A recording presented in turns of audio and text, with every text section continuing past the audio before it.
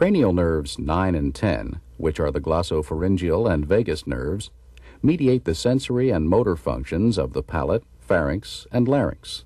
I'd like to take a look at the back of your throat.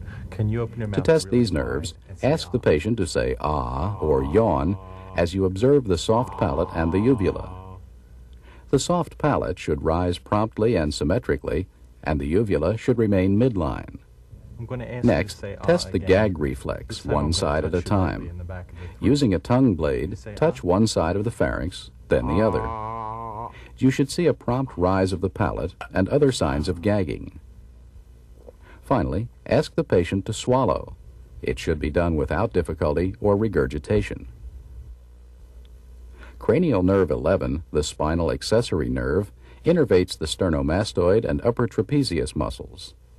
I'm going to test the strength of your shoulders. To I'm gonna assess lower this the head nerve, for just a ask the minute. patient to shrug his shoulders upward I against want your you to raise hands. your shoulders against During this resistance. maneuver, evaluate the strength and contraction of the trapezius muscles. Good. Can you turn your head to Then the right ask the patient to turn his head to each side against your hand. and relax? Observe the contraction of the opposite sternomastoid muscle Turn your head and to note the the force of movement against your hand.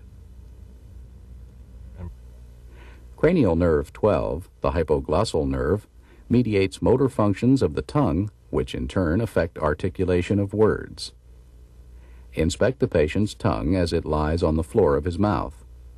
Observe for fasciculations. There should be none. Ask the patient to stick out his tongue.